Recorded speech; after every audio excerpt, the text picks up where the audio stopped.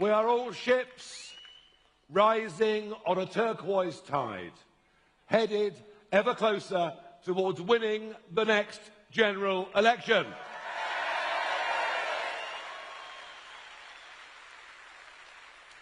It's been a day of some considerable news.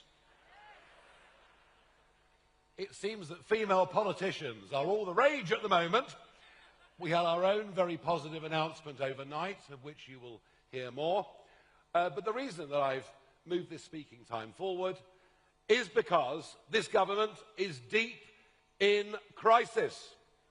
Not only have they fallen into deep popularity within just a year of winning the general election, but it's become clear to all of us that it is a cabinet of wholly unqualified people to run our country.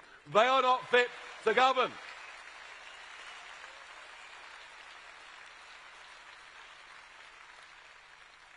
I suppose we're lucky in one way that at least the Chancellor was a senior economist at the Bank of England for 10 years.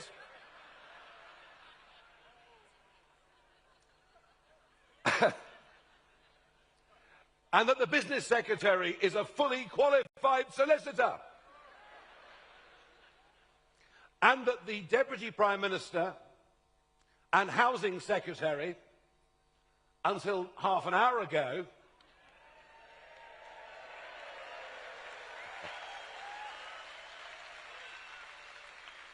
is an accomplished property developer and speculator.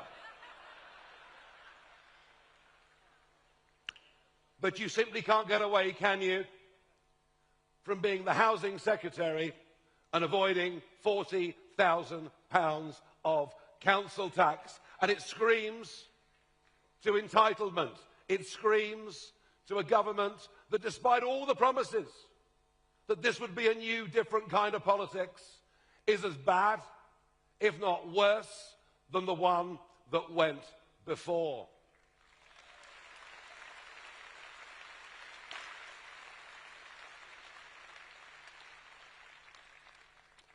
We've been told that right now the Prime Minister is organising a reshuffle.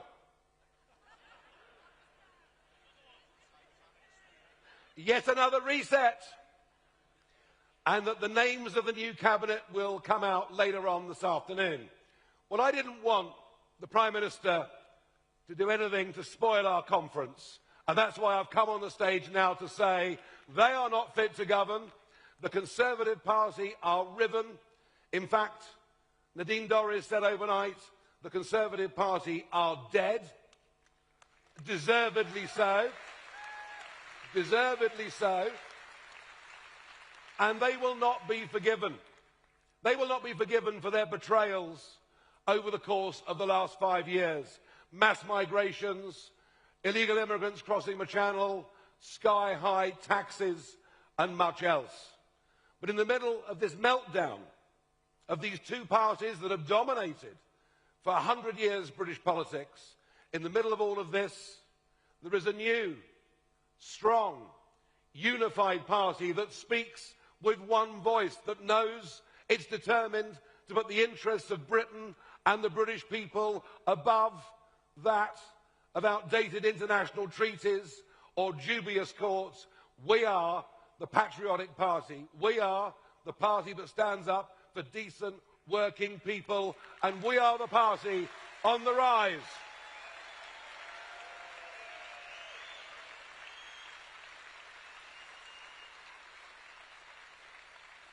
Just think, I stood before you this time last year. At this very conference, we only had a handful of branches around the country. We now have 450 branches that we've set in place.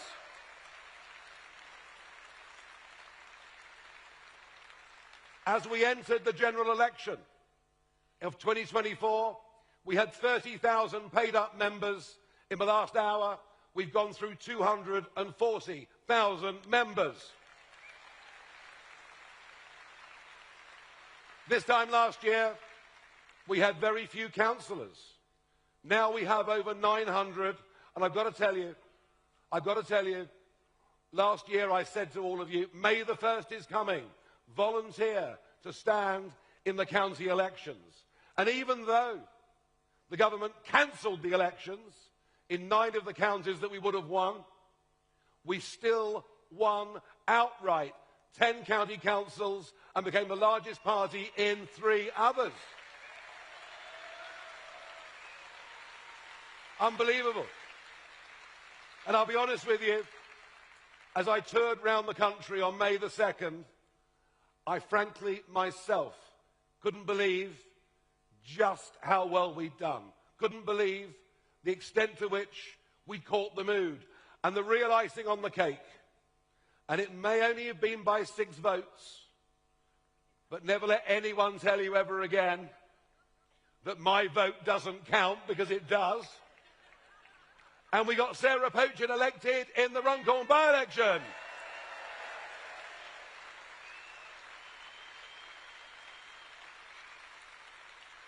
We have topped over 100 of the last opinion polls.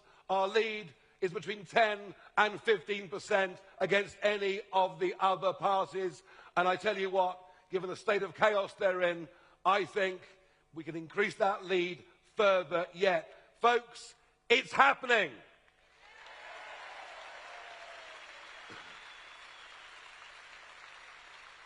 Now the next step is going to be even bigger. Scottish Parliament elections, Welsh Senate elections, and indeed a by-election that will take place in Wales next month.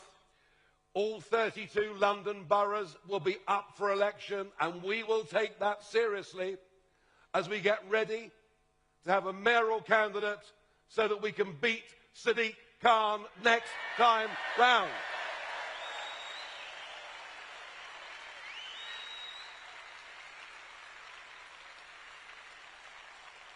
We're going to need up to 5,000 vetted candidates to fight those elections next year. Those elections next year are an essential building block as we head towards a general election. Now, talking of the general election, it's supposed to be in, I know you want it now, but it's not going to come now. The next general election is not due until 2029. But let me tell you, it's all right, I'll cheer you up in a moment. Angela Rayner going, not just as Housing Secretary, but also as elected Deputy Leader of the Labour Party and Deputy Prime Minister, means there will be an internal election in the Labour Party. Already, they're facing the threat of Jeremy Corbyn and Zara Sultana. That's if the two could ever agree on anything, including the choice of a party name. But I put this to you. This battle for Deputy Leader of the Labour Party will be very like the battles they had back in the early 1980s. The left of the Labour Party will rear its voice. We're used to hearing stories of splits in the Conservative Party. We're about to witness a big rift in the Labour Party too. And I think if there is one really big message from me to this conference, I don't think, and the bond markets back me up, and the leftward drift backs me up, and before long, there'll be Labour MPs that reckon they've got a better chance on the Jeremy Corbyn sectarian ticket, because frankly, folks, that's what's going on in our country. We have sectarian politics emerging. I loathe it. But there'll come a point when many MPs, Labour MPs, think they've got a better chance of being re-elected under that ticket, under Corbyn, than they do under Sir Keir. I think there is every chance now of a general election happening in 2027, and we must be ready for that moment.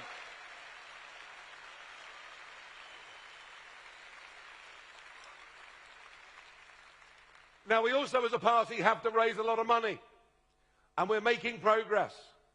Our Treasurer, Charlton Edwards, and his team doing a great job.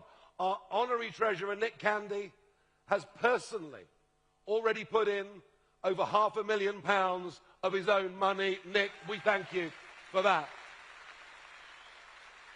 But I want you two in the branches to go out and work and raise money, to volunteer to be candidates, to deliver leaflets, to knock on doors. We need to be the party of activism. And I think all of us believe, don't we, in what we're doing? So we must all play our part and do our bit. But one of the counter-arguments, well, there are two. One is it a one-man band? I went to the football shirt stand earlier, and there you've got 11 names. Jenkins, Tice, Pochin, and so on. 11 of our most senior elected representatives. And I stood in the middle and held up the shirt that said Farage, and the BBC asked me, am I a one-man band? I said, look at this lot behind me.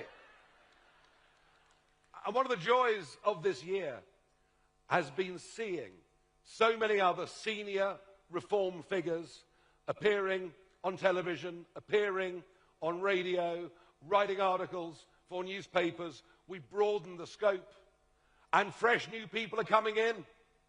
People like Colin Sutton, the legendary detective, heading up our Police and Crime Commission. People like Vanessa Frake, the toughest prison governor in the country.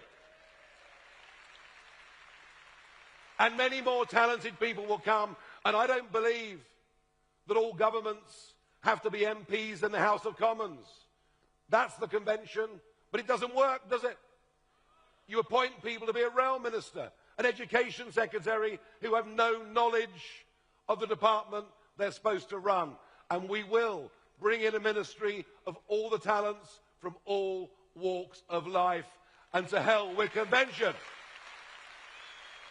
But that brings me on to the other argument where I will admit we have some weakness. And that is that none of our senior figures have ever been in government before. Oh, we're beginning to see already, through the county councils that we run, certain obstructions from the civil service being put in our way. And I imagine if we win the next election, we may face similar barriers to the kinds of real change that this country needs. So we need experienced people. We need people who have been in government. We need people who understand just how the system works and what the difficulties are.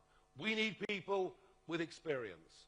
And that is why, after a lengthy debate and consultation, that is why I'm pleased to welcome today to the stage a woman who was served in Cabinet as Culture Secretary, a woman who has sold 3.5 million books, a woman who has been on I'm a Celebrity, Get Me Out of Here.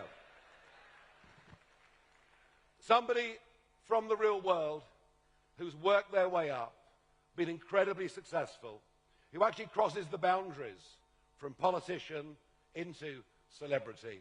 And I'm delighted that we're going to have the experience, the talent, the hard work and the loyalty of Nadine Dorries, and I'm proud to welcome her onto the stage now.